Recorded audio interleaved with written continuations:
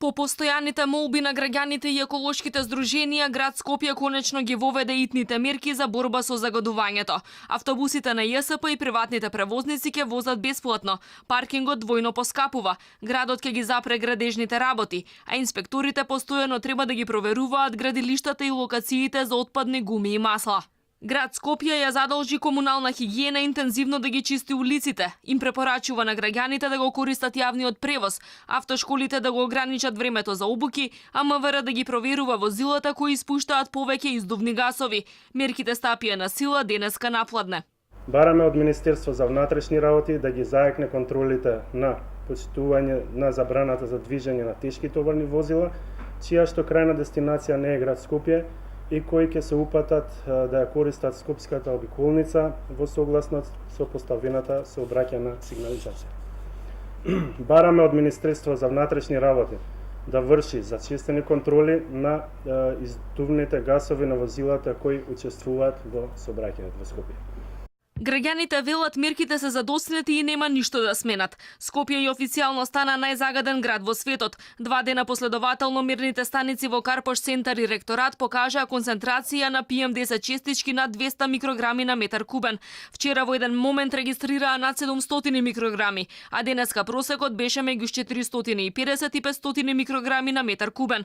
Болниците се полнат, а жителите се гушат. Велат ако властите на вистина сакаат да го решат проблемот со загадувањето, треба да одвојат пари за сериозни мерки што ќе дадат ефект.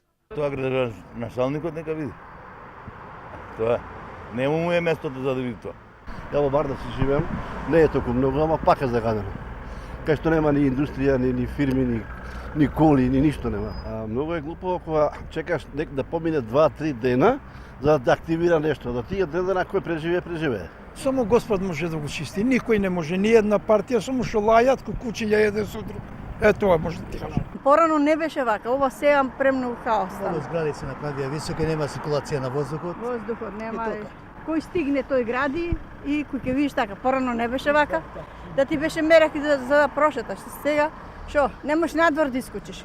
Граѓанскиот сектор со години бара што побрзо да се активираат среднорочни и долгорочни мерки. За нив мерките на властите се козметички и популистички. Негодуваат бидејќи нема многу мерни станици, но и затоа што голем дел од нив не се во функција. Бараат поголеми субвенции за промена на начинот на грејење кај домакинствата, а не буџет за помош на само 1100 домакинства во Скопје, Тетово и Битола. Бараат посовесно урбанистичко планирање, особено на повисоките градби што го спречуваат струењето на воздухот.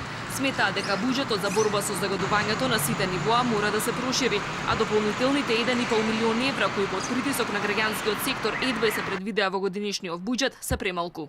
Ако нас ни е животот и здравјето загрузено, одговорноста е најмалку што треба да следи. И тука мислам дека нема дискусија дека сите одговорни што се по хиерархија треба да се сносат одговорноста. Сега одговорноста е акт како највисок морален чин. Тоа е веќе дискутабилно, нели, кај кого колку допира. Петре Шилегов како кандидат за градоначалник излезе со бројни ветувања за решавање на проблемот со загадувањето. Како прв човек на Скопје пак вели прави обиди, но резултати не може да има веднаш. Дишеме отров секоја зима. Почнавме да дишеме отров и преку лето. Од сега нема да има градежна дозвола ако не засадиш 5 дрва за секој стан. Градоначалничкиот воздух е ист, човечки. Итни мерки против загадувањето досега се воведоа во 4 градови: Скопје, Битола, Тетово и Струмица, и покрај високите вредности измерени на речиси целата територија на Македонија.